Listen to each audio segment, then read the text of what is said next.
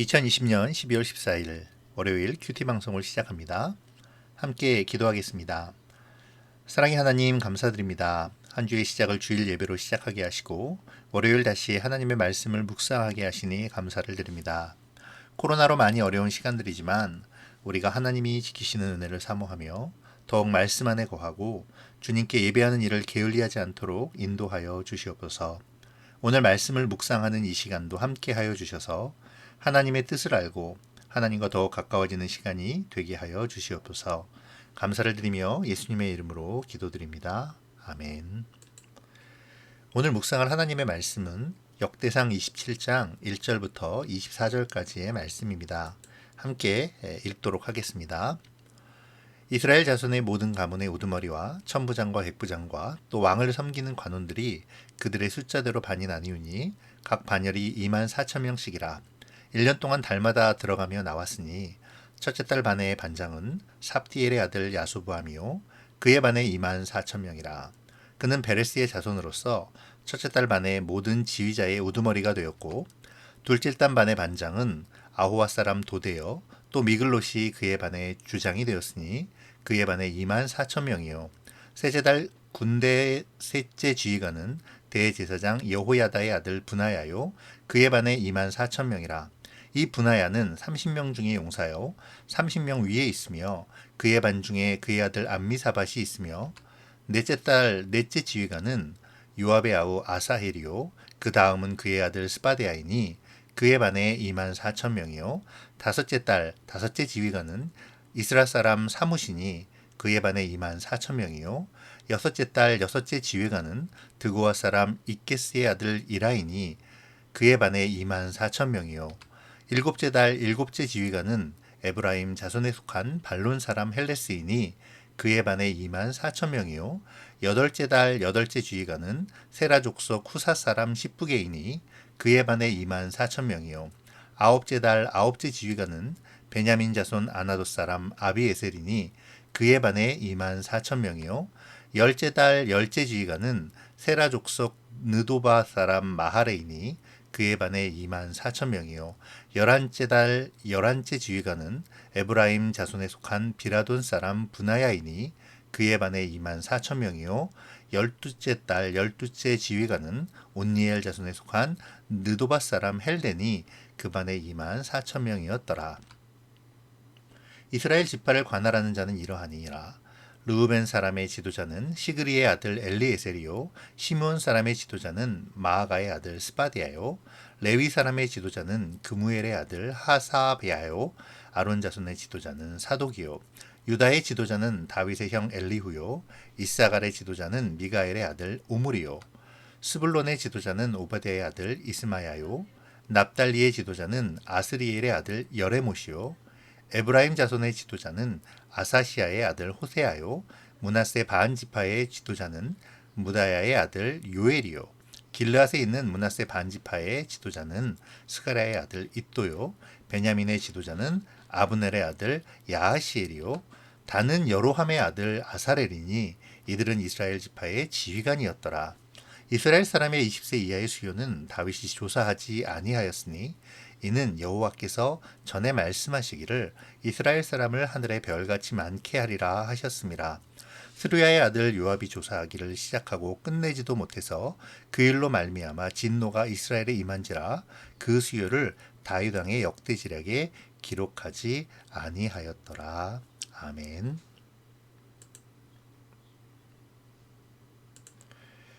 23장부터 오늘 본문인 27장까지는 노년의 다윗이 성전 건축을 준비하기 위해 인적 자원을 매우 조직적이고 체계적으로 배치하고 있음을 보여줍니다. 23장부터 26장까지에서 장차 지어질 성전에서 하나님을 섬기는 일을 담당할 레위인들과 또 제사장들의 조직과 직무를 배치한 다윗은 이제 오늘 본문에서 이스라엘의 군대 조직과 또 백성의 행정 직무에 대한 체계를 완성하고 있음을 보여줍니다. 오늘 첫 번째 단락은 1절부터 15절까지로 다윗이 조직한 군대 조직을 설명하고 있는데요. 이 조직은 12명의 군사 지휘관들 아래에 각기 2만 4천 명씩 12반열로 나누어서 달마다 섬기도록 조직되었으며 특히 각 반의 우두머리들은 11장과 또 사무엘하 23장에서 언급되는 것처럼 다윗을 도와서 생명을 걸고 왕국 건설에 공을 세운 용사들이었습니다. 먼저 소개된 12명의 반장들을 좀 지파별로 분류해 볼까요? 지파별로 분류해 보면 유다 지파에서 7명이고요. 또 레위 지파에서 1명, 그리고 베냐민 지파에서 2명, 에브라임 지파에서 2명임을 볼 수가 있습니다. 이렇게 보면 유다 지파가 상비지군 조직에 있어서 단연 우위를 점하고 있음을 발견하게 되는데요. 이와 같은 사실은 바벨론 포로에서 귀환한 유다 왕국의 후손들에게 유다 왕조의 탁월성을 보여주기 위함이기도 했을 것입니다. 따라서 본서의 저자는 본 기록을 통해서 은연중에 당시의 독자들인 귀환민들에게 유다 왕조의 정통성 내지는 탁월성을 보여줌으로써 유다 왕조 재건에 대한 용기를 심어주었다고 볼 수 있습니다. 다윗이 이렇게 군사를 정비한 것은 바로 이스라엘 전 지역의 군사 전력화 작업인 동시에 백성들이 생업에 지장을 받는 것을 최소화시켜 주려는 배려였습니다. 1년 12달 동안 매달 각 지역에서 잘 훈련된 2만 4천 명의 군사는 각각 통솔자의 지휘하에서 윤번제로 국방의 의무를 감당한 것이죠. 이는 왕국 안에 잘 훈련된 군사 2만 4천 명이 늘 존재함과 동시에 임무기간이 아닌 그 비임무기간 중에 있는 나머지 군사력은 자신의 생업에 종사하면서 가족과 함께 지낼 수 있도록 한 것입니다. 물론 유사시에는 언제든지 싸울 준비가 되어 있도록 훈련함으로 또 외세의 침략으로부터 국가를 안전하게 지킬 수 있도록 했겠지요. 어쩌면 상당히 발전된 예비군 제도인지도 모르겠습니다. 여튼 이러한 다윗의 군사 조직은 왕국을 굳건히 하는 그러한 기초가 되었습니다. 예나 지금이나 동서고금을 막론하고 통치자에게 있어 군대는 아주 강력하고 중요한 조직입니다. 그렇기에 특수하고도 강력한 이 조직을 왕이 자신의 사욕과 개인의 권력 유지를 목적으로 사용하느냐 아니면 국가와 백성을 위한 군대로 쓰느냐에 따라서 그 통치자의 됨됨이를 가늠해 볼 수 있겠지요.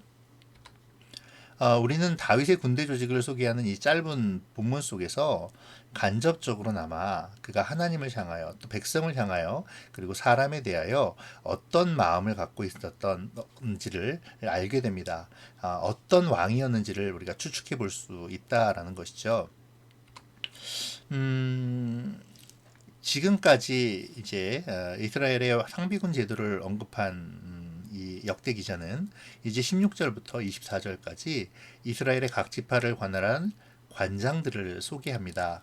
그러나 이들 관장들이 과연 어떤 역할을 했는지에 대해서는 본문이 밝혀주고 있지 않은 그렇기 때문에 자세히 알 수는 없습니다.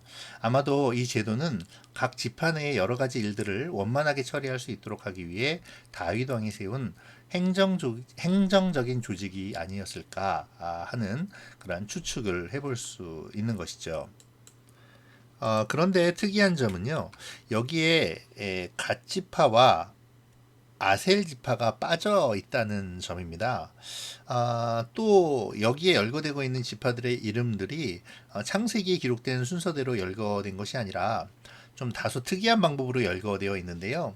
앞부분에는 레아의 아들들인 6지파가 기록이 되어 있고요. 그 다음에는 라헬에게 속한 6지파를 소개하고 있는 것을 볼 수가 있습니다. 그런데 왜 저자가 이러한 기록 방식을 채택했는지 그리고 왜 갓지파와 아셀지파가 빠져 있는지에 대해서는 알 수 없습니다.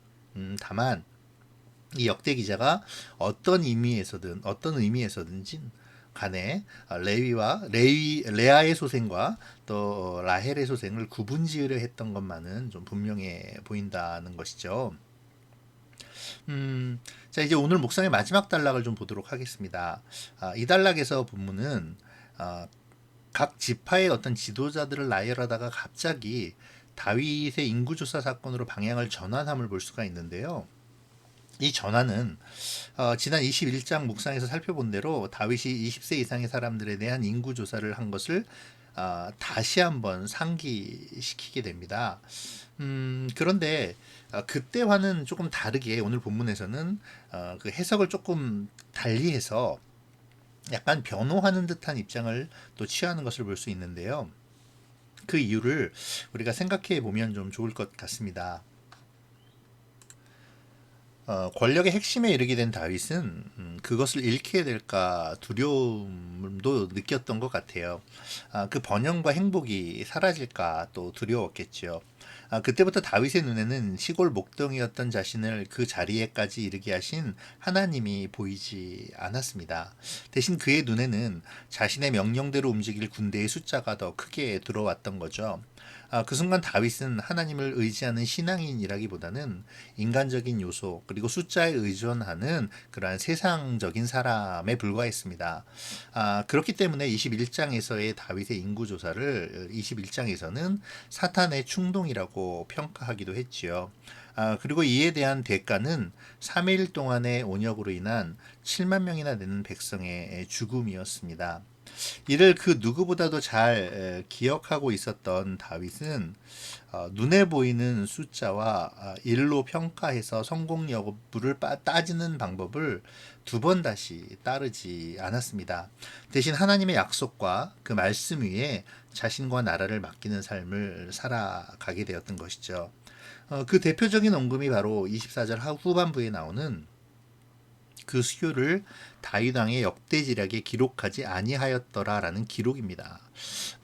이 말은 다윗이 이번 인구조사가 하나님의 뜻하신 바가 아니었음을 깨닫고 조사된 수요를 역대지략에 기록하지 않도록 지시했다라는 것이죠. 누구나 실수할 수 있습니다. 그러나 중요한 것은 같은 실수를 반복하지 않는 그 삶을 사는 것이죠. 다윗은 비록 실수하고 실패했지만 그 이후에 믿음의 사람으로서 결단하고 또 같은 실수를 반복하지 않았습니다. 이러한 다윗의 태도를 통해서 우리는 범죄 이후에 믿음의 사람으로서의 결단을 다시 한번 바라볼 수 있게 되는데요. 하나님의 언약을 믿는 사람, 또 자신의 뜻보다 하나님의 뜻을 쫓는 사람의 실수 이후의 모습을 좀 우리가 묵상해 보면 좋겠습니다. 예, 마지막으로 우리가 생각해 볼 것이 하나 있습니다. 바로 23절에 이스라엘 사람의 20세 이하의 수요는 다윗이 조사하지 아니하였으니라는 이 구절입니다. 그리고 그 구절에 대한 이유를 하나님께서 전에 언약하신 것, 곧 이스라엘 사람을 하늘의 별같이 많게 하리라고 하신 그 언약을 기록했기 때문이다라고 이렇게 기록하고 있는 말씀인데요. 다윗을 애써 변호하는 것처럼 보이는 이 구절은 다윗이 악을 행하는 와중에도 하나님의 약속을 기억했다라는 사실을 보여주려는 것이자 또 지금 역대기를 읽는 독자들 곧 귀환에서 회복될 이스라엘을 꿈꾸는 하나님의 백성들에게 하나님의 언약을 다시 한번 상기시키기 위함이었음을 우리가 알아야 하겠죠. 알아야 할 것 같습니다. 저자는 이 구절을 통해서 다윗 왕의 어떤 그러한 위대함이 그의 능력이 아니라 언약을 기억하시는 하나님, 그 언약을 반드시 이루시는 하나님으로부터 나옴을 강하게 어필함으로써 당시의 절망과 소망을 함께 가지고 있었던 이스라엘 독자들에게 다윗과 함께 하신 하나님이 오늘 우리와도 함께 하시며 또 우리에게 허락하신 언약을 기억하시고 반드시 그 일을 이루실 것을 선포하고 있는 것입니다. 그리고 이 선포는 이스라엘이 소망을 갖고 힘을 얻고 또 일어나 하나님의 도구가 되기를 원하시는 하나님의 역대기 저자를 통한 위로와 격려이기도 하지요. 이제 오늘 말씀을 좀 정리하면서 묵상해 볼까요? 오늘 말씀에서는 먼저 다윗의 군대 조직에 관한 내용이 기록되었습니다. 다윗은 12반 각 2만 4천 명씩을 조직해서 한 달에 한 번씩 군대의 역할을 감당케 했죠. 각 반의 반장은 다윗 왕과 생사고락을 같이 한 용사들로 구성되어 있었습니다. 오늘의 이 기록은 다윗이 동역자가 많았을 뿐 아니라 그들과 깊은 관계를 맺고 있다는 것을 알 수 있었습니다. 충성된 다윗의 동역자들을 바라보면서 또 다윗의 군대 제도에서 백성을 생각하는 그 다윗의 마음을 바라보면서 다윗의 사람을 향한 기본적인 마음을 묵상해 보면 좋겠습니다.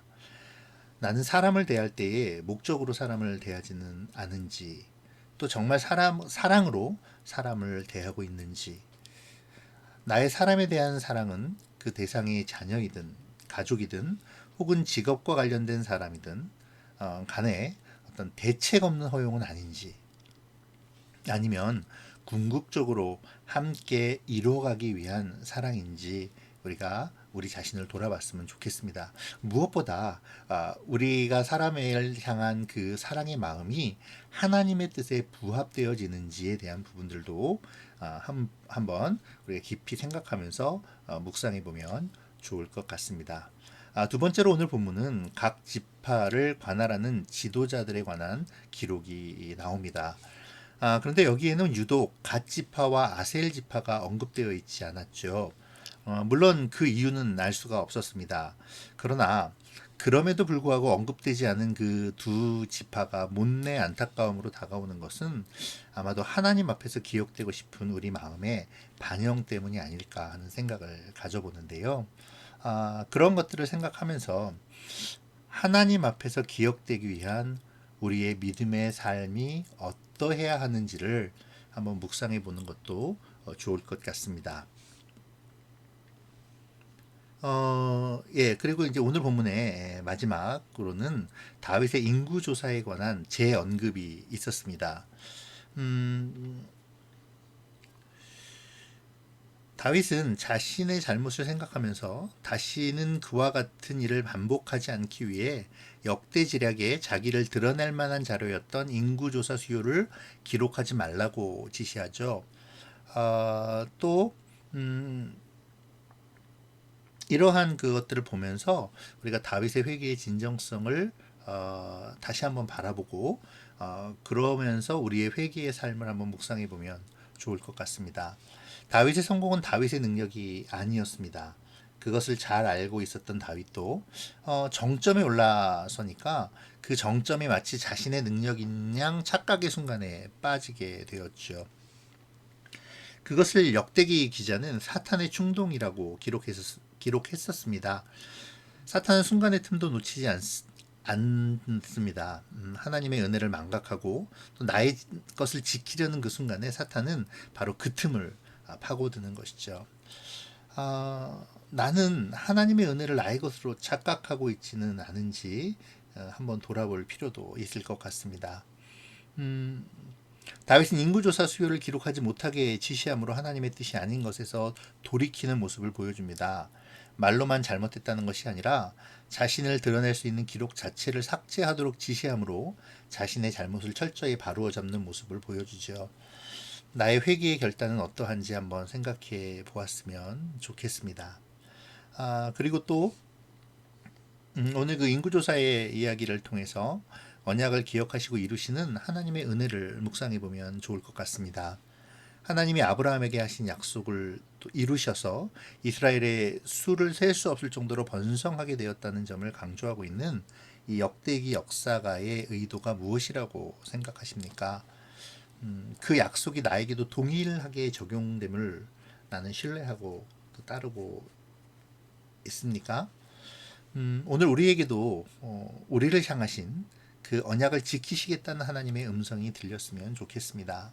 그리고 그 음성이 우리에게 소망과 힘이 되기를 소망합니다. 기도하겠습니다. 사랑의 하나님 아버지, 오늘도 말씀을 묵상하며 하나님을 생각하게 하시니 감사를 드립니다. 하나님, 오늘 말씀으로 하나님의 사랑을 깨닫게 하시고 언약을 이루시는 하나님의 은혜의 소망을 갖게 하여 주시옵소서. 함께 가는 좋은 동역자를 허락하여 주시고 무엇보다 하나님의 사랑으로 사람을 향한 마음을 갖게 하셔서 하나님의 뜻에 벗어나지 않으므로 또 하나님 앞에 우리의 이름이 기억되게 하여 주시옵소서. 오늘도 함께 하시는 주님을 찬양하오며 예수님의 이름으로 기도드립니다. 아멘.